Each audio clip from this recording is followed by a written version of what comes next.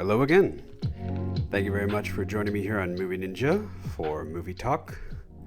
This is just a laid back sort of segment where I just talk about how movies and media in general have affected me, or just talk about a movie that I have very strong feelings for.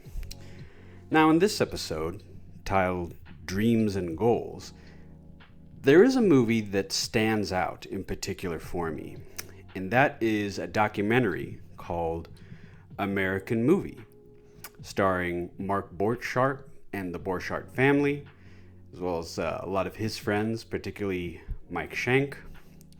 Now, what this is that there's this independent filmmaker, Mark, and the documentary starts out with him trying to get his dream film, funded.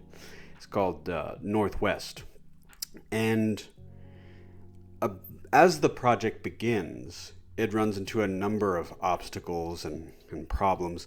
And unfortunately, Mark has to come to the realization that this particular project is not going to happen. But that doesn't stop him. So instead, he comes to the conclusion that if he finishes a short film, that will act as his means to the end of, getting this other film funded. And the short film is titled Coven.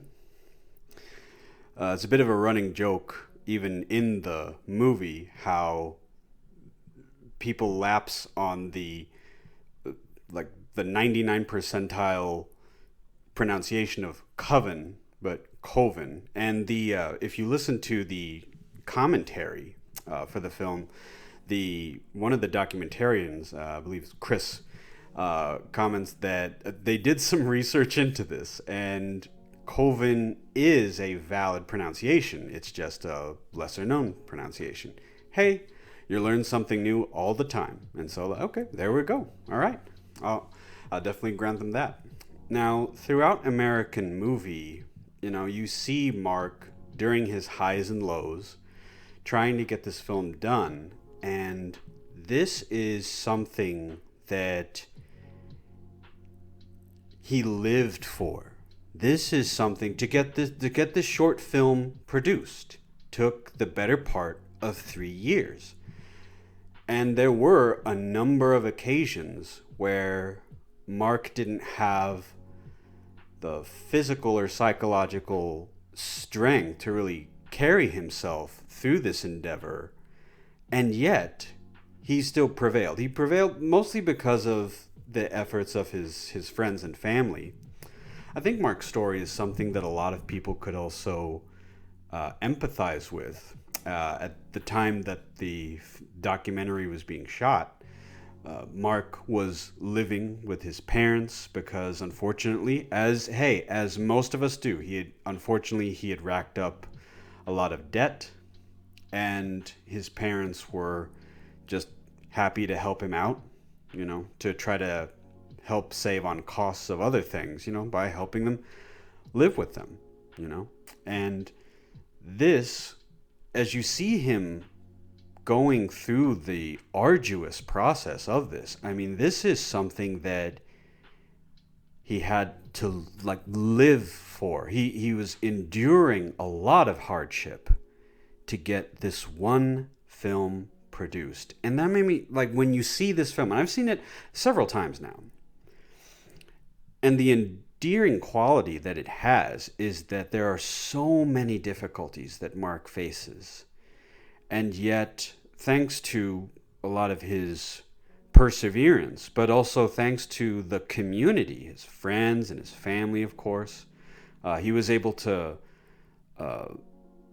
have most of the production funded by an elderly uncle that, and when you see it in the film and when you hear it on the commentary, of course, it becomes even more pronounced that this was one of Mark's favorite nephews. This was one of not nephews, this is one of his favorite relatives. One of his favorite relatives, and this was something that he was doing, not just for his own sake, but I think he wanted to impress his uncle, Bill. I think he wanted to show them that I'm not just a talker. I'm not just someone that is blowing smoke, trying to get money out of you for my own ends. I think he was trying to impress him, you know. I don't think he was, as far as like trying to influence people or trying to impress other people, I don't think he cared as much about the weight of other people's opinions as he did about the weight of his uncle. And how he saw him as someone who is going to fulfill a promise to get this film made and to get it distributed and to even pay him, back. I know that some people who have like seen the film have seen this as at least semi dubious. I never did. There were a lot of steps that could have been taken. I know there were a lot of steps that could have been taken to, if he was trying to deceive him, that just there were a lot of extra steps that it was everything was legitimate. I never felt that it was anything but what Mark claimed that it was for, his involvement and his funding and like that. And there's a scene at the bank where he's talking to a teller. Well, not a teller, but he's talking with one of the bank employees. And he's trying to impress upon his uncle that, I'm not just asking for handouts. I'm not someone who's just trying to get money out of you. The bank employee also mentions that if he sets up a private account, that they won't be able to remove any funds without his permission prior to. So in other words, and with regards to this, I'm also advocating for Mark here, certainly, because unfortunately one of my family members just didn't have the same means as Bill, but he was regularly taken advantage of, and just Mark went through all the hoops, and he went through the rigors, of legitimacy, because he wasn't trying to take advantage of this elderly family member. He wasn't just trying to, just get a free ride out of him for the sake of his own dreams and goals. And you see this, you see the sincerity, the adamant attitude that he had towards, I'm going to get this done. I'm going to make this happen. And you see him working at minimum regularly 2 jobs, trying to be, the best parent that he could possibly be at that time. You see him struggle as we all do. You see him struggle with his demons. And by the way, if you see the film, I highly, highly recommend also viewing the commentary. The commentary is actually available here on YouTube. It's actually on a channel, MB Archives. And so I would even if you have the movie or you've seen the movie and you want to know a little bit more about what was going on during the production and what was happening during those years, I usually don't go into commentary when it comes to a majority of the films that I watch. I can count on one hand the amount of commentary tracks that I've actually listened to, because I think for the most part movies should speak for themselves. That being said, this is a documentary and they were recording the real life events as they were happening. So there is always more to the story, and if you see the commentary, I think that it will illuminate certain elements there. Now, getting back to it, you see, he's working 2 jobs. He's trying to be a good parent. On the commentary, Mark himself mentions that he took at minimum 1 class. I don't know if he took more, but with the information that I have available to me, he took at least 1 class at this local university so that he could have access to their editing suites. And when I say that he lived for this, I mean he would camp out. He would camp out in the editing bay. And on those weekends when he was able to spend time with his children, he would take them along with him. He would teach them how to work the equipment. He would make them an active part of this process. And so he's working these jobs. He's spending his days and his nights just working on this short film. And by the way, Coven just clocks in just a little over half an hour as his short film piece. And I say that with the understanding that this was done in the late 90s. And when you watch the film, I think it will give most audiences an extreme appreciation of the tasks involved in what used to be filmmaking. I say used to be. I mean, there's still people that use film print if they have access to it for a number of reasons, usually artistic. But just to see that this was all of these things had to be done, you can have it's insane to think nowadays that any kid with a laptop and decent editing software can make a movie. You can make a movie on your phone. You can make a movie on your laptop. And you can do this with you can make a short film or an extended film with a total crew of about 10 or less, depending on your situation, but just to see everything that was involved with this. You look at your digital editor and it has the entire layout in front of you, and then you see what Mark has to go through in the film. Unfortunately, there's a snafu close to the premiere of Coven, and it's the 11th hour disaster. And just to see how he has to just painstakingly try to make up for this fiasco. Unfortunately, part of the film reels, because there was more than one, part of the film reels were damaged or lost. And I believe they do clarify in the commentary, but I've seen the commentary twice, and even in his recollection of those events, it seemed you just, whenever we all stumble upon those bad memories, the memory of something oh, why did this have to happen to me right now? So sometimes details they're hard to piece together, simply because even through we have the time and space separating us from the events as they occurred. There are still those events that, oh man, they get under your skin and they make your blood boil. So this 11th hour disaster happens right before the premiere, and just keeps going. And that reminds me a lot of one of my last graduate projects. I had a 36-page paper that I had all ready. And this was in the last days of my final semester, and this paper accounted for a great deal of my final grade. And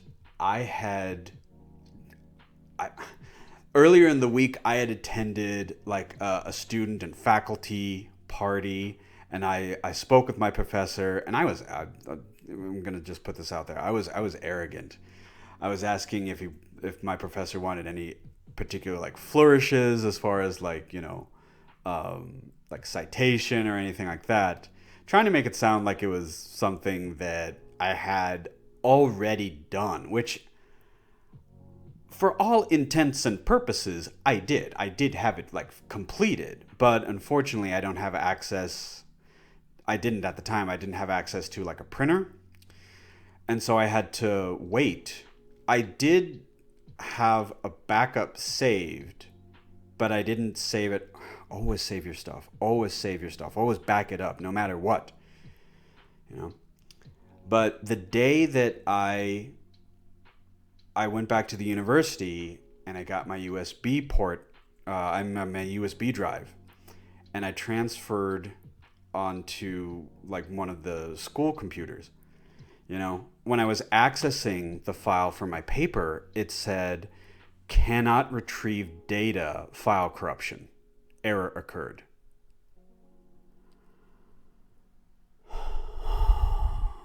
And this was before I went into work. And I wanted to just crawl up and cry for a solid hour, you know? But very similar to like Mark, you know what? I went into work. I asked, because we had to have it turned in by a certain hour that afternoon. I called in to my professor. I explained the situation, and I already knew I wasn't going to get an extension for this paper. But I asked at least if I could turn it in instead. It was supposed to be turned in at 4 o'clock, and I said, "Can I at least turn it in to you at 6 o'clock?" And he allowed that. I was like, okay, so that's because there were several other backup saves that I had, but they weren't as built up. They didn't amount to the 36 pages that I had originally, and the 36 pages also amounted to all of the grammatical corrections that I had proofed and, you know, had a friend of mine proof for me like as well, you know, and was going to turn in. I ended up turning in a 31 page paper, which I know would not have received the same grade as this other one, but I digress. Getting back to Mark and his ordeal, like Mark was in a similar situation, and he pressed forward. Always pressed forward. And in the beginning of the documentary, you would have people talking about Mark's ambitions, and there was always this reluctance to believe that he was ever going to achieve anything, really. It's also clear, like when you watch the film, that there's a lot of like family tension. And so that's probably where a lot of this sort of like reluctant attitude towards Mark came from, because it was a roundabout manner of criticism that, you know,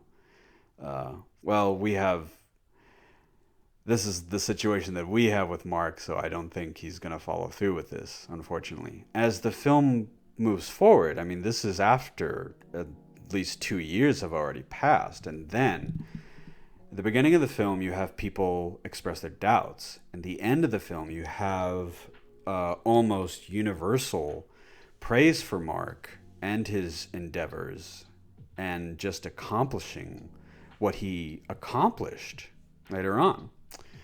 So this is a film that really shows you, like, and there are some lucky ones. There are some lucky ones among us, among humanity, that you either have an abundance of natural talent, and so achieving your goals is somewhat easy, or you have almost unlimited resources. You have like an abundance of resources to where you can get stuff like done for you, you know, by either your own hand or somebody else's, you know.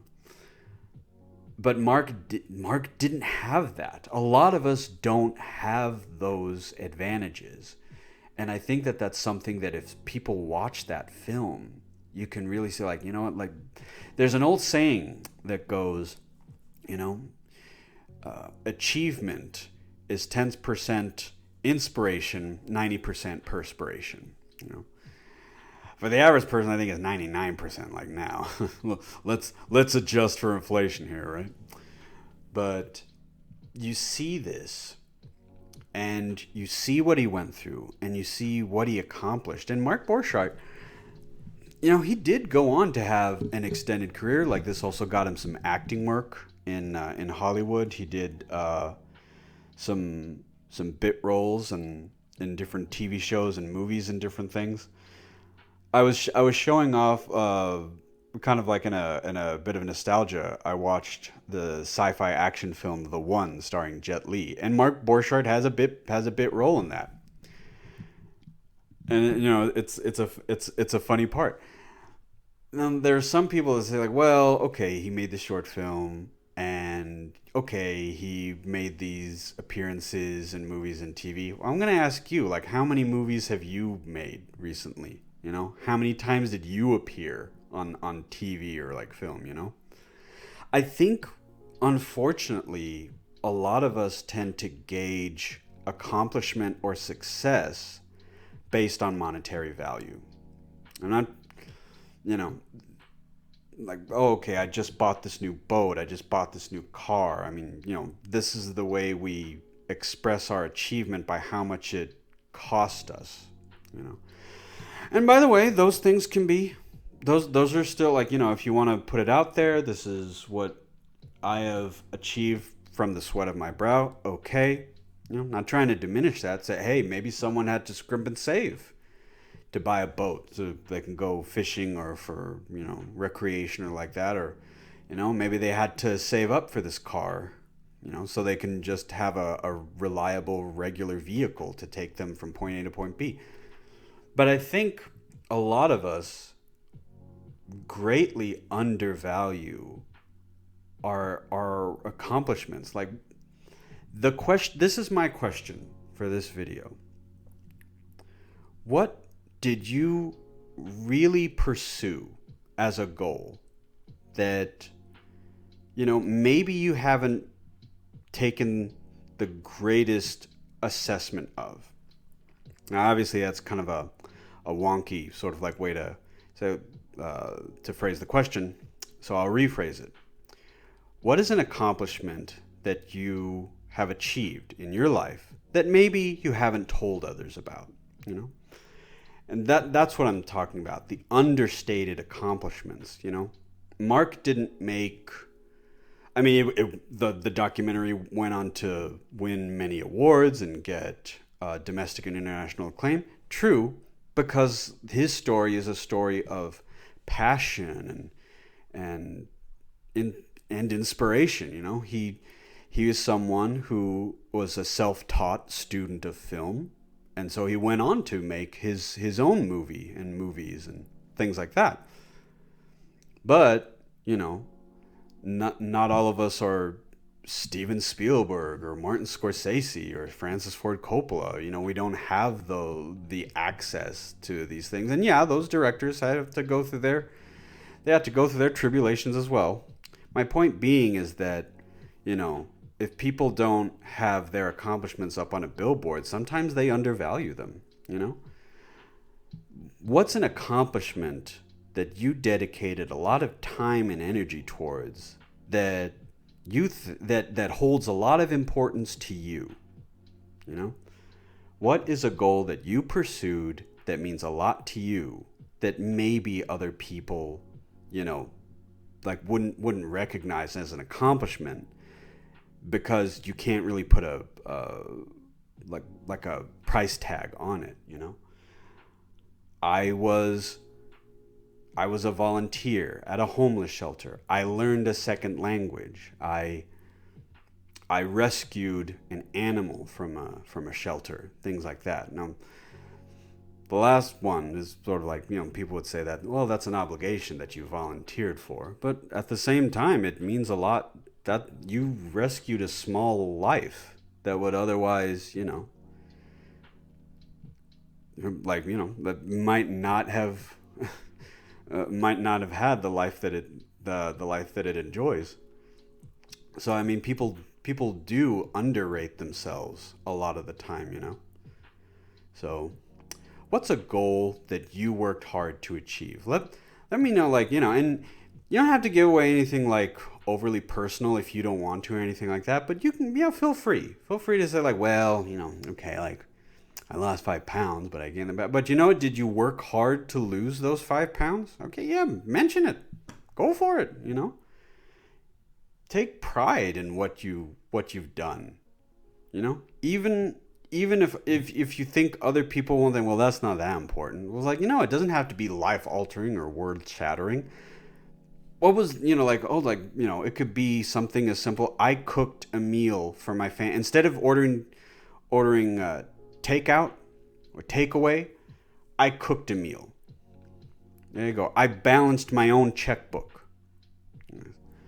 I mowed my neighbor's lawn, and they've never talked to me or anything like that, but they're elderly, and this is something, that is something, charity is an accomplishment too, I believe. So let me know in the comments down below, like, what is something that you've accomplished, that you've achieved, that maybe you haven't, like, maybe you haven't mentioned to others because you didn't think it was impressive enough. You know what I'm saying? So, and of course, this also goes with a recommendation to watch American Movie. I think it's a really great film, and I think that that's something that when you see it, you see this man's appreciation of the craft, and you also see it like, yeah, you know what? If you really, really pursue something, it's gonna take work, yeah, but it is achievable. And I think that's the really beautiful thing about this movie.